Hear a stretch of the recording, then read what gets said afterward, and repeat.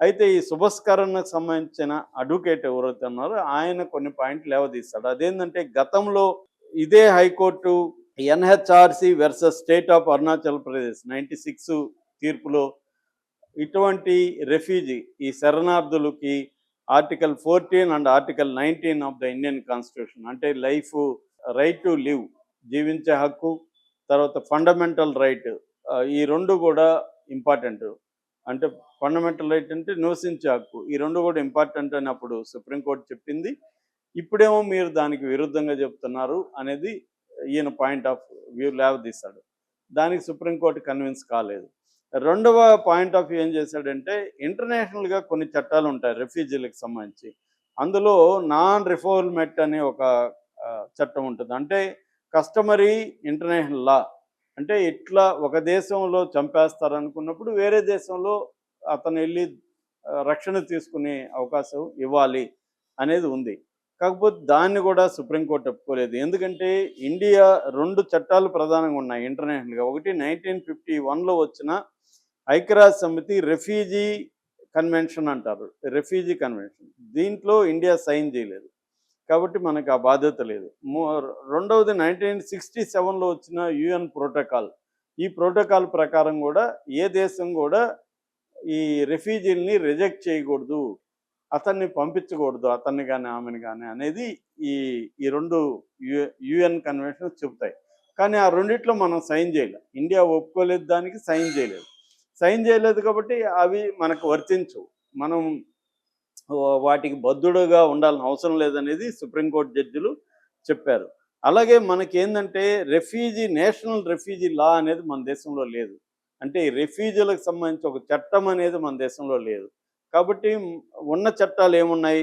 Foreigners act ఉంది, emigration act ఉంది. Foreigners act 1946 ప్రకారం యాక్ట్ ఉంది.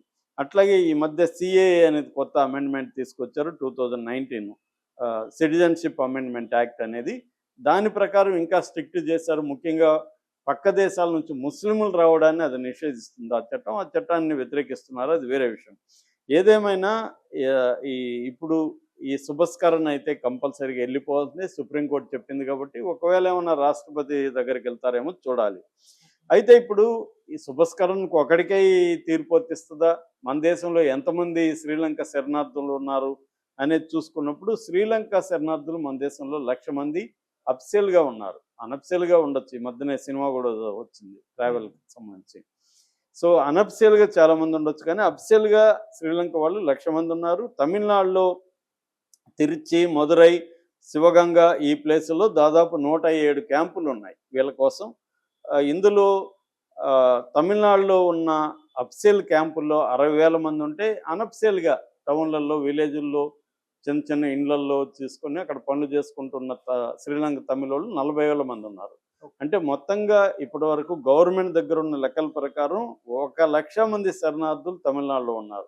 వీళ్ళందరినీ కూడా డిపోర్టేషన్ చేస్తే వీళ్ళ పరిస్థితి ఏంటి? వీళ్ళు ఇక్కడ ఆల్రెడీ సెటిల్ అయ్యారు, ఇక్కడ వాళ్ళ ఉద్యోగాలు కావచ్చు, వాళ్ళ లైవ్లీహుడ్, వాళ్ళ చదువులు అన్నీ మింగిల్ అయిపోయారు ఇక్కడ. ఇప్పుడు వాళ్ళని తీసుకెళ్తే అక్కడ ఎక్కడుంటారు? అక్కడ శ్రీలంకన్ గవర్నమెంట్ వీళ్ళని అరెస్టులు చేసి టార్చర్ చేస్తుందా? ఎందుకంటే ఒకప్పుడు శ్రీలంకలో అనేక మంది చంపిన వాళ్ళు ఉండొచ్చు, వీళ్ళ మీద కేసులు ఉండొచ్చు. సో వీళ్ళ పరిస్థితి ఏంటనేది ఇప్పుడు వినిపిస్తుంది. యాక్చువల్గా ఈ క్యాంపులకు కూడా గవర్నమెంట్ ఏం చేస్తుందంటే హెడ్ ఆఫ్ ద ఫ్యామిలీకి 1,000 రూపాయలు ఇస్తుంది నెలకు. తర్వాత 750 రూపాయలు మిగతా అడల్ట్స్కి ఇస్తుంది.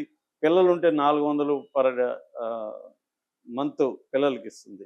సో ఇలాగా గవర్నమెంట్ దాని మీద స్పెండ్ చేస్తుంది. 1,00,000 మంది మీద గవర్నమెంట్ స్పెండ్ చేసి వాళ్ళకి ఖర్చులు పెడుతుంది. కానీ వీళ్ళందరినీ మనం మేపాలా? వేరే దేశం వాళ్ళు వస్తుంటే ఇటు రోహింగ్యాలు, ఇటు శ్రీలంక తమిళోళ్ళు, ఇటు బంగ్లాదేశు, పాకిస్తాన్ నుంచి వచ్చి ఇండియాలో ఉంటే వీళ్ళందరినీ మనం మేపాలా? ఆల్రెడీ ఇండియాలో చాలా ఘోరమైన పరిస్థితులు ఉన్నాయి. అన్ఎంప్లాయ్మెంట్ 10% వరకు అన్ఎంప్లాయ్మెంట్ ఉంది. పేదరికం దారుణంగా ఉంది.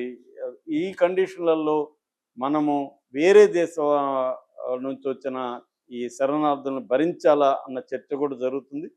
ఇలాంటి భరించాల్సిన అవసరం లేదనే వాళ్ళకి సుప్రీంకోర్టు తీర్పు ఒక పెద్ద బలాన్ని చేకూర్చినట్టుగా మనం భావించవచ్చు.